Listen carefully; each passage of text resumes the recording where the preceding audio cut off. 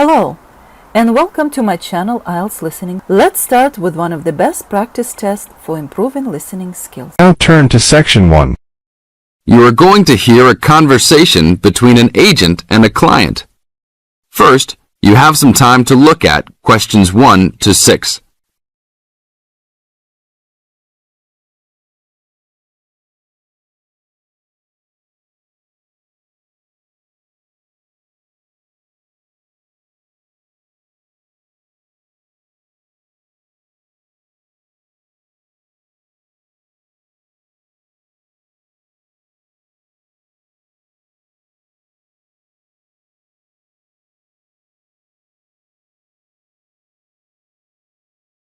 Now listen to the tape and answer the questions. 1 to 6. Hello? Hi, good morning. Are you open yet? Yes, we are. Come in. Would you like to rent an apartment in the city? Well, kind of.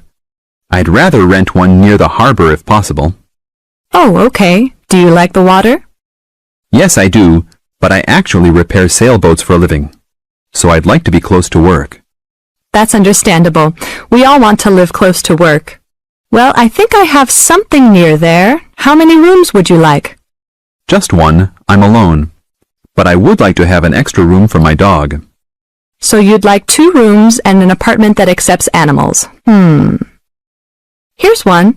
It's 1 block up from the harbor and renting for $445. How's that? That's perfect. Just what I was hoping to pay. What floor is it on? Floor? Oh, it's on the 12th floor. That's too high. I'd like to be on the 1st or 2nd floor so that I don't have to use the elevator. My dog, he's scared of them. Oh, well then, that's a little more complicated. Let me make a few calls. Okay, I think I found a couple more for you. Here's one that might suit your needs. How much? $395 a month. That's cheap. But it's only a 1-bedroom, a large one, but it's still just 1 room. Oh, well, regardless of whether the room is small, I still need a separate room for my dog. What else do you have? Then I have a 2-bedroom for $565 on the 2nd floor that is a little further away from the harbor. How far? About a half mile, and they accept pets. That's a little more than I had planned on paying, but I guess I could look at it. What's the address? 224 Williams Avenue, Harbor Square. 224 Williams Avenue. Got it.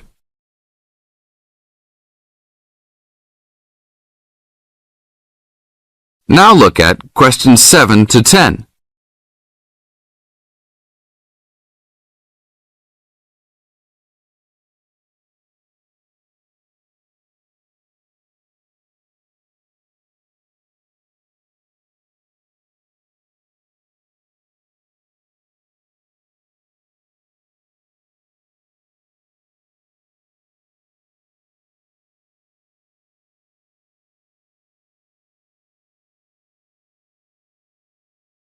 As the talk continues, answer questions 7 to 10.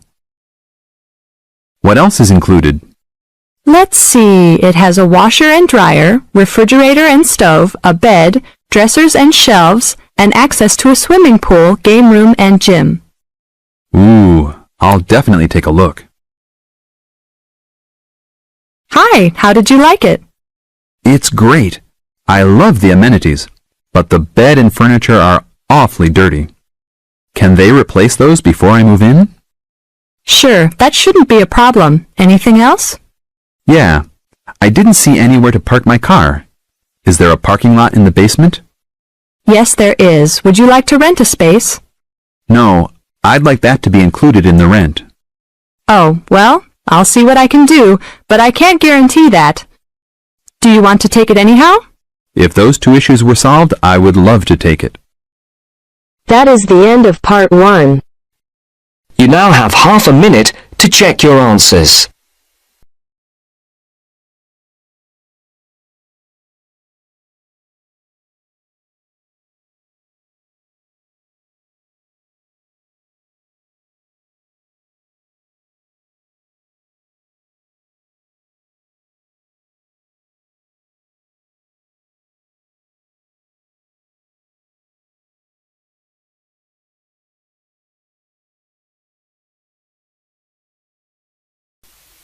Now turn to section 2.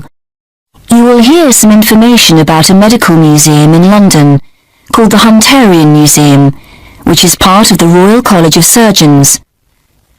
First, you have some time to look at questions 11 to 15.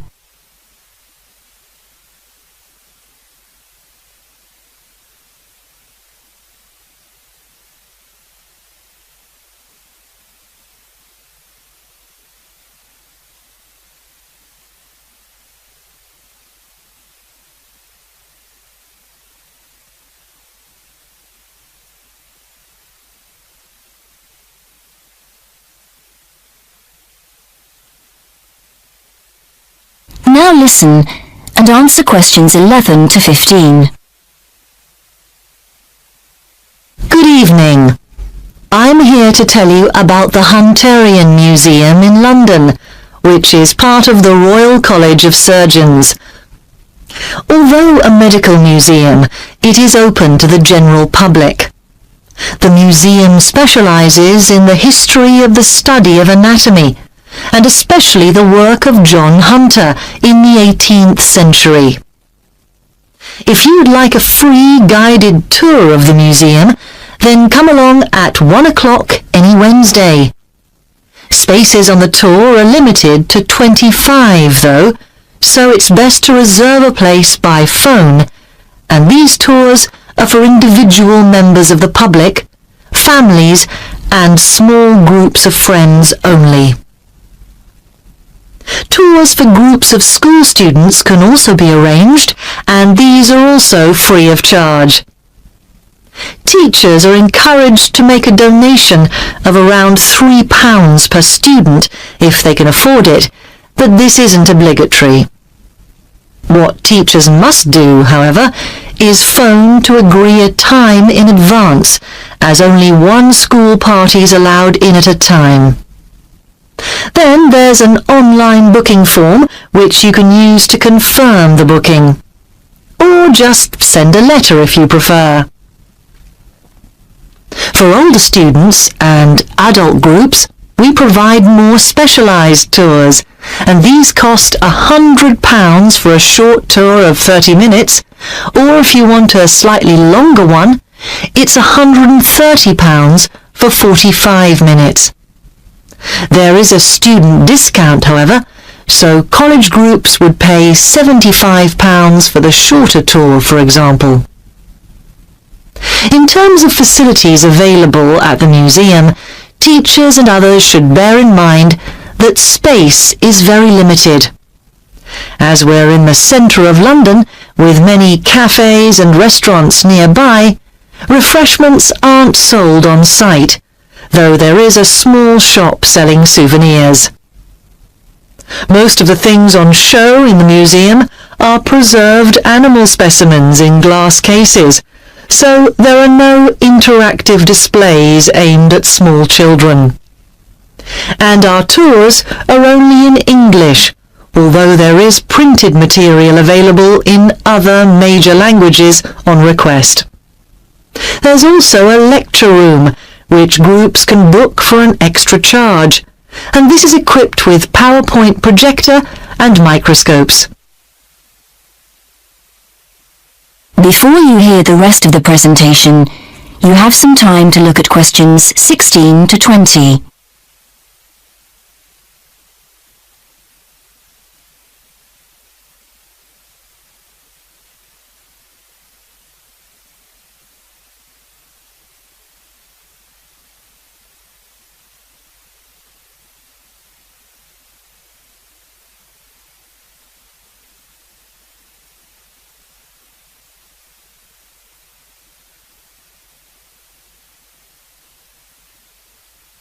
Now listen and answer questions 16 to 20. Next, a bit about the history of the museum and the preserved animal and plant specimens you can see there. The museum's named after John Hunter, who was a pioneer in the study of anatomy. He was among the first to understand that the study of other animals could tell us a lot about how the human body works.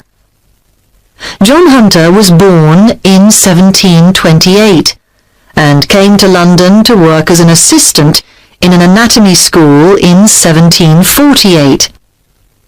Here John did his training in the study of human anatomy. It was after 1760, however, that he turned his attention to animals.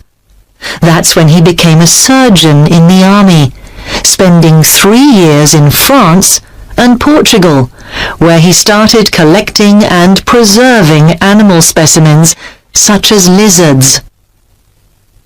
On his return to London in 1763, Hunter set up in private practice and started to build up his collection of specimens. When he moved to a big house in Leicester Square in 1783, Hunter started to take in resident students and gave the name Teaching Museum to his collection. By the time of his death in 1793, Hunter had collected specimens from all over the world, including the first kangaroo to be seen outside Australia. He had 14,000 different exhibits, with 500 species of plants and animals represented. And many of these specimens can still be seen in the museum today, because in 1799 the collection was purchased by the government, who presented it to the Royal College of Surgeons. And they've been looking after it ever since, which is why the Hunterian Museum is located in their building in London to this day. That is end of section 2. You now have half a minute to check your answers.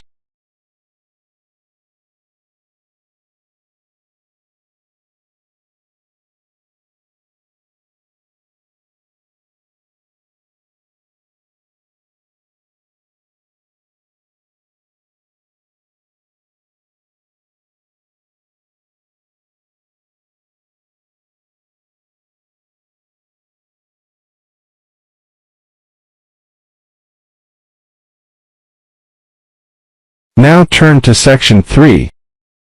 A discussion between two students and their tutor. First, you have some time to look at questions 21 to 25.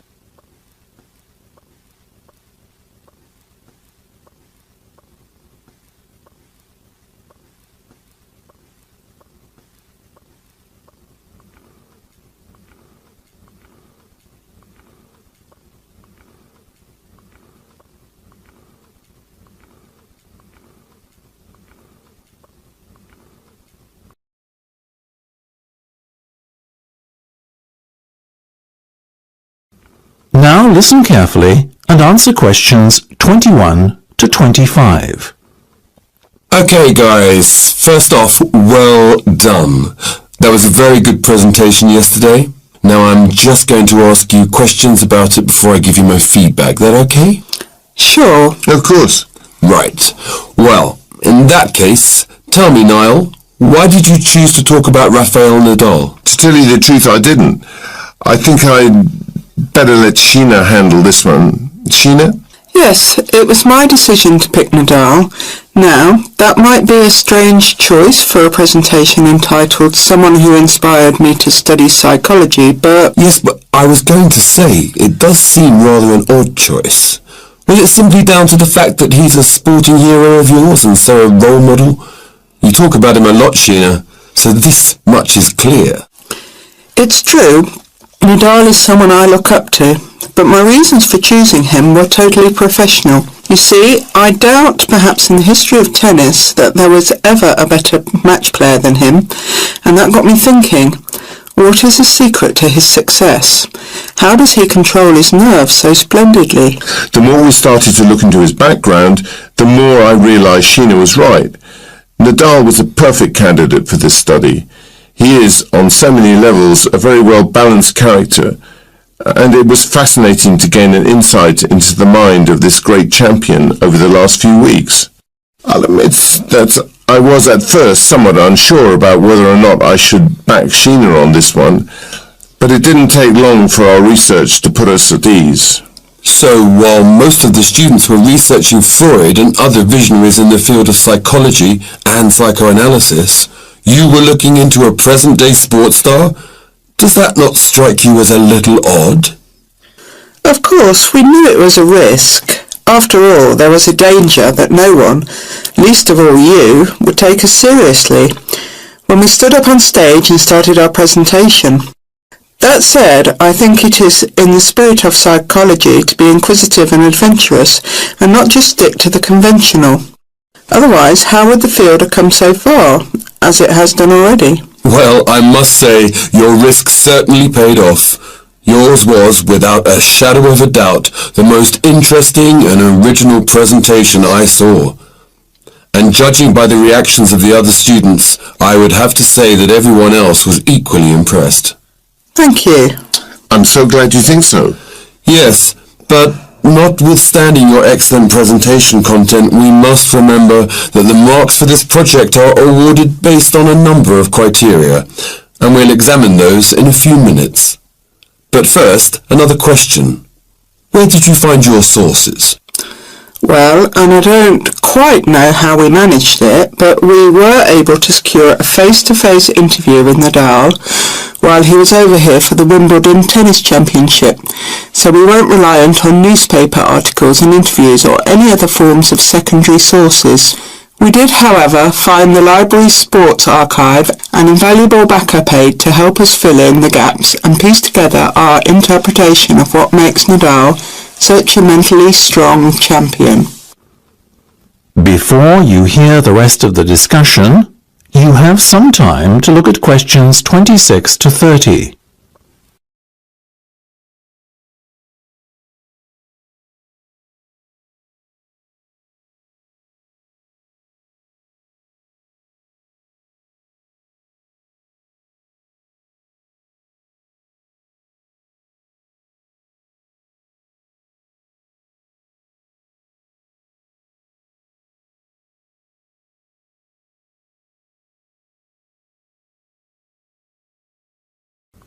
Now listen and answer questions 26 to 30. Okay, well, as I said, congratulations again for your excellent work. Now it's time for my feedback. The first area where marks are awarded is in your use of equipment. I felt that had you not been a little too reliant on the overhead projector, and had you, for example, used the interactive whiteboard and audio equipment a little more effectively, you would have received top marks in this section. As things stand, though, your use of equipment was still very satisfactory. It's just a shame as it was an opportunity missed to score full points. The next area I was asked to assess is content. As you might have guessed, I simply can't fault you on that. Highly original work, so well done. As for your timing, I felt that the two of you were a little too over-rehearsed, so the presentation felt, at times, a little robotic. That said, again, it was very satisfactory, and you would get full points for effort. Sadly, though, there is such a thing as trying too hard, and that cost you top marks here, I'm afraid. Oh, I see. Right. What was particularly impressive, though, was the thick handout you'd prepared for everyone.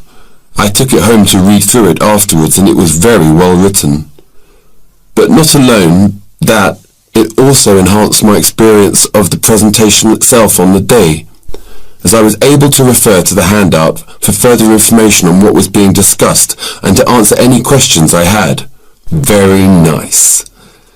As for your level of interaction, well, you had so much that you were intent on packing into your 20-minute time slot that sadly you ran out of time at the end, which left no room whatsoever for interaction, and no one had the chance to ask you any questions. You've probably guessed, therefore, that you did worse than average in this department, and unfortunately, your score will have to reflect this. Oh my goodness, everything sounded so positive at the start. That is a big disappointment. We worked so hard. Now, don't be so quick to get deflated. Remember, your presentation skills only count for 15% of the project grade. Your score in this assessment, even if it were terrible, would still not be enough to prevent you from getting top marks overall. It's very hard to score well in the presentation assessment anyway, so believe me, you both did reasonably well. Thank you. I wish I felt like that. Yes, your feedback was very constructive. We're just a little disappointed with ourselves. Why? That's the end of section 3. You have half a minute to check your answers.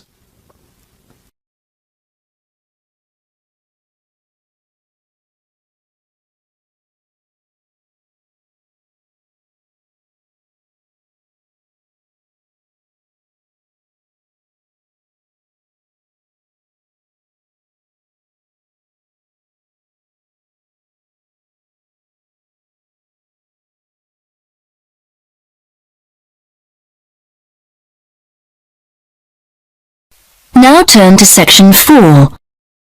You will hear part of a lecture about the wildlife on Christmas Island in the Pacific Ocean.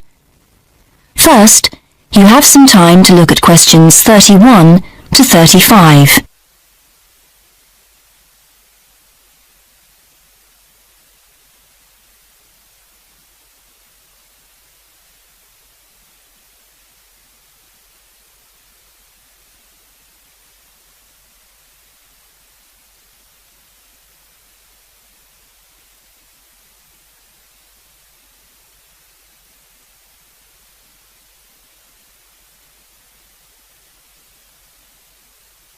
Now listen and answer questions 31 to 35. Good evening. Tonight I'm talking about Christmas Island in the Pacific Ocean and its incredible wildlife. First of all, let me explain that Christmas Island is a remote tropical island about 2,600 kilometres northwest of Australia, covering an area of 135 square kilometres with 73 kilometres of coastline.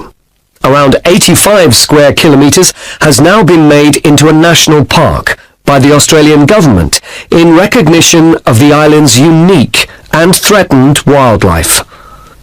Although there's great potential for tourism on the island, the most significant economic activity is currently mining, as there's a good supply of phosphates in the local rock.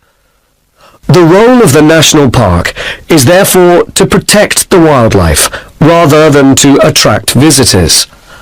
Like other remote islands, Christmas Island has a number of unique and endangered species, some of which are already extinct or under threat of extinction. 2 rodent species are known to have died out, as has 1 species of bat, and a number of reptile and bird species are seriously threatened. The best known of all the island's creatures, however, are its land crabs, which are found in large numbers and which are essential to the island's ecology. And for an 18-day period each year, one of the island's 14 crab species, the red crab, becomes the centre of widespread attention as it makes its spectacular migration to the sea to breed. More about that in a moment. Aware of the need to do more to protect the fragile ecosystem on Christmas Island, the Australian government has commissioned a report from the expert working group it has set up to investigate the problem. Previous inquiries by government-appointed committees did lead to the setting up of the national park, so there is much to hope for. Before you hear the rest of the lecture, you have some time to look at questions 36 to 40.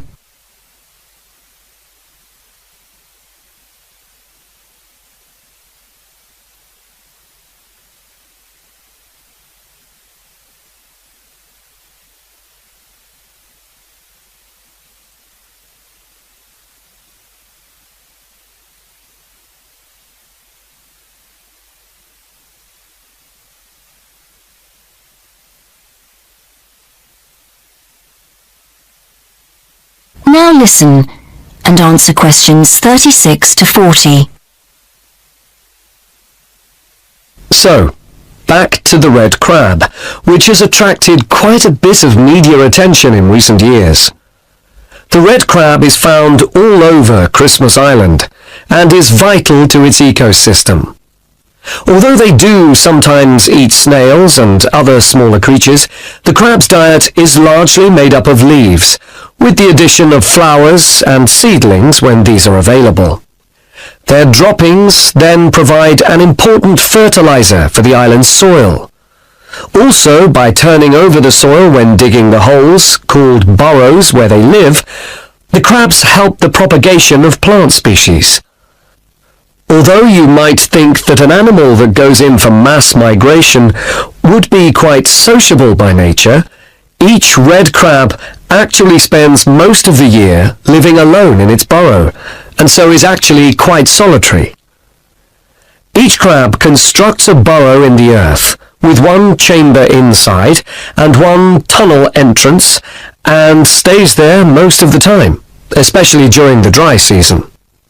The crabs are more active in the rainy season, and that's also when the famous migration occurs. It isn't the rain that triggers the migration, however, so much as the phase of the moon and the state of the tides. Trying to predict when the migration will occur is quite difficult, as it can be as early as October or as late as December, depending on the year, although it's usually sometime in November, in fact. And when it comes, the migration is quite spectacular, with literally millions of crabs heading for the seashore at the same time. Conservationists do their best to limit the number of road casualties among the crabs by closing certain roads, encouraging car sharing, and other measures to reduce traffic, even constructing bridges for the crabs at certain key points. That is the end of section 4. You now have half a minute to check your answers.